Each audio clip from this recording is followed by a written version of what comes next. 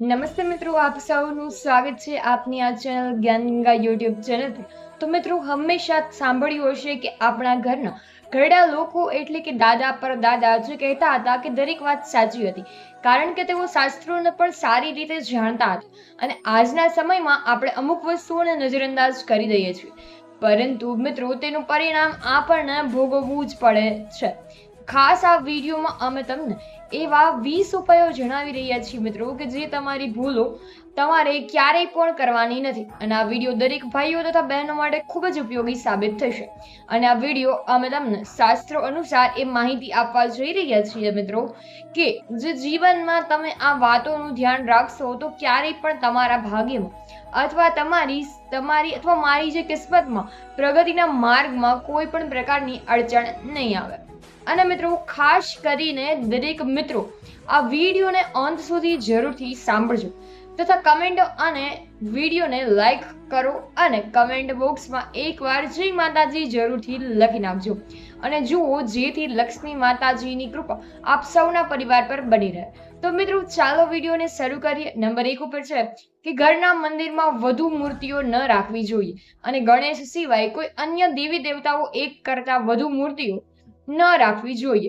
ગણેશ, મહાલક્ષ્મી અને માતા સરસ્વતીની મૂર્તિમાં ઊભી સ્થિતિમાં ન રાખવી જોઈએ અને પૂજા સ્થળે પૂર્વી અથવા ઉત્તરી ઈશાન ખૂણામાં એટલે કે ઉત્તર પૂર્વમાં હોવા જોઈએ, કારણ કે ઈશ્વરીય શક્તિ ઈશાન ખૂણાથી પ્રવેશ કરે છે અને નેતૃત્વ ખૂણ એટલે કે પશ્ચિમ દક્ષિણથી બહાર જતી રહે છે।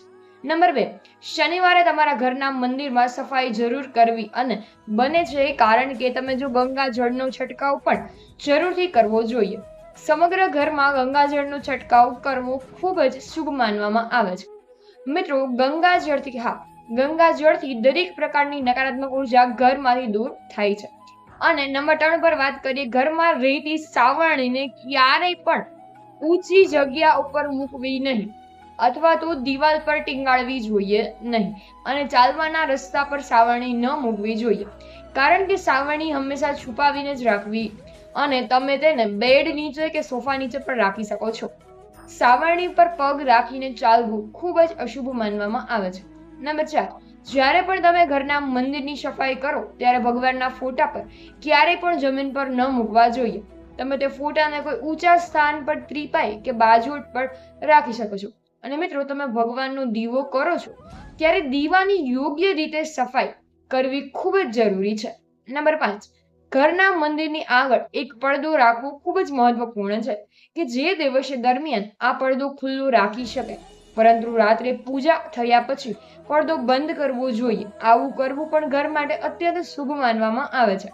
નંબર 6, પૂજા રૂમમાં રોજ એક કપૂર જરૂરથી સળગાવવું આવવું જોઈએ, કારણ કે કપૂર સળગાવવાથી સમગ્ર ઘરમાં પોઝિટિવ ઉર્જા જળવાઈ રહે છે। કપૂરની સુગંધથી ઘરમાં સુખ શાંતિ આવે છે અને દરેક પ્રકારના રોગોનો નાશ થાય છે। નંબર 7, ઘરના મંદિરની અંદર નાનો કે મોટો કોઈ પણ શંખ જરૂરથી રાખવો જોઈએ। મંદિરમાં શંખ રાખવું ખૂબ જ શુભ માનવામાં આવે છે। નંબર 8, દર શનિવારે ઘરમાં એકવાર તો હનુમાન ચાલીસા જરૂરથી વગાડવી જોઈએ। સાંજના સમયે હનુમાન ચાલીસા વગાડવી ઘરના માટે ખૂબ જ શુભ માનવામાં આવે છે। નંબર 9, પરિવાર અને ઘરના વાતાવરણને પ્રફુલ્લિત રાખવા માટે સવારમાં થોડા સમય ભજન વગાડવું જોઈએ અને ભજન સાંભળવાથી દરેક વ્યક્તિનું મન શાંત રહે છે અને ઘરમાં પોઝિટિવ ઉર્જાનો પણ પ્રવાહ રહે છે। નંબર 10, ઘરના મંદિર સામે ક્યારેય પણ અપશબ્દ ન બોલવા જોઈએ અને જે ઘરમાં મંદિર સામે અપશબ્દો બોલાતા હોય છે ત્યાં સુખ શાંતિ થોડા જ સમયમાં દૂર થવા લાગે છે, તેમજ એવા પરિવારોમાં ટૂંક જ સમયમાં વિખૂટા પડવા માંડે છે। નંબર 11, કોઈ પણ બંધ થયેલી અથવા તૂટી ગયેલી ઘડિયાળ ક્યારેય પણ ઘરની દિવાલ પર ન રાખવી જોઈએ। ઘરમાં બંધ અથવા તો તૂટી ગયેલી ઘડિયાળ અશુભ માનવામાં આવે છે। નંબર 12, જ્યારે પણ તમે બજારમાંથી નવી સાવરણી ખરીદીને લાવો છો ત્યારે તેનો ઉપયોગ શનિવારે જ કરવો જોઈએ। શાસ્ત્ર મુજબ આ શનિવારે કરવા માટે ખૂબ જ શુભ માનવામાં આવે છે। અને હા મિત્રો, તમે શનિવાર કરવા માટે ખૂબ જ શુભ માનવામાં પણ આવે છે। નંબર 13, ઘરના કોઈ પણ ખૂણામાં ક્યારેય પણ કરોળિયાના જડા અથવા તો કરોળિયાના ઝાડા ઘરમાં થવાથી ભાગ્યમાં બહુ જ બધી તમને બાધાઓ આવે છે, તેમજ ઘરમાં કંકાસ પણ વધે છે અને મિત્રો ઘરના કોઈ પણ ખૂણામાં કરોળિયાના ચાડા ન હોવા જોઈએ. નંબર 14, દરવાજાની બહાર આંખ પાસે ઊભું રહીને કોઈ પણ શુભ કાર્ય કરવું જોઈએ નહીં. તેમજ કોઈને કોઈ પણ વસ્તુ આપવી કે લેવી ન જોઈએ. હંમેશા ઘરના અંદર અથવા તો બહાર ઊભું રહેવું જોઈએ. બહાર આંખ પર ઊભું રહેવું એ અશુભ માનવામાં આવે છે. નંબર 15, જો તમારા ઘરમાં કોઈ પણ પરિવારનું સદસ્ય બીમાર રહેતું હોય તો ઘરમાં મીઠાના પાણીથી પોતા કરવા અથવા તો મીઠાના પાણીથી પોતા કરવાથી તમારા ઘરમાં પોઝિટિવ ઉર્જાનો પ્રવાહ થાય છે.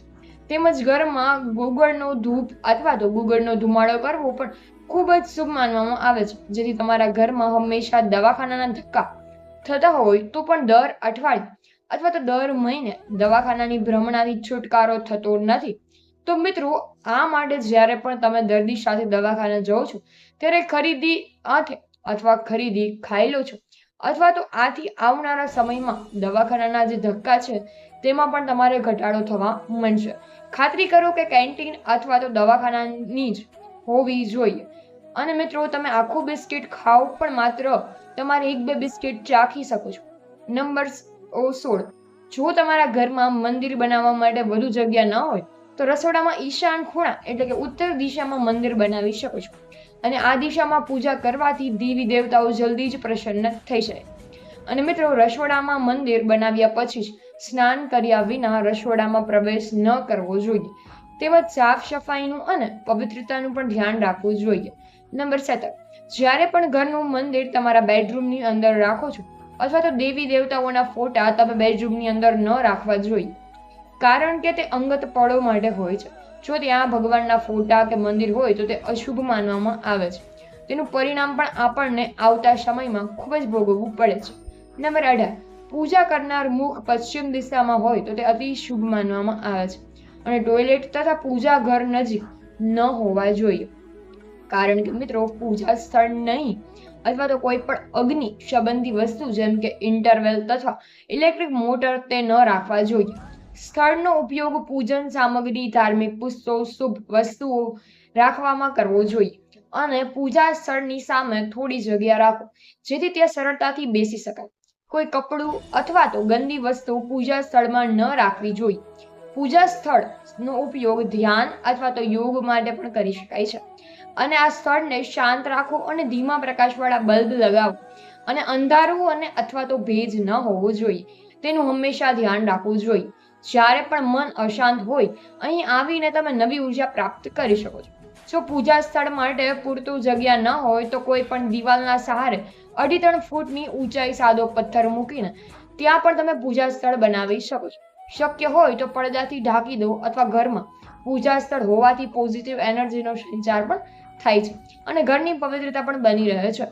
તેમજ અગરબત્તી અને ધૂપ દીપના ધુમાડાથી વાતાવરણ સુગંધિત રહે છે. તો મિત્રો, જો તમને આ વિડીયો ગમ્યો હોય તો વિડીયોને લાઇક શેર કરવાનું ભૂલતા નહીં. અને જો તમે ચેનલ પર નવા હોય તો ચેનલને સબસ્ક્રાઇબ કરવાનું ભૂલતા નહીં, જેથી તમને આવા જ વિડીયોની લિંક મળતી રહે. તો મિત્રો, ત્યાં સુધી સૌને મારા હર હર મહાદેવ અને જય શ્રી કૃષ્ણ.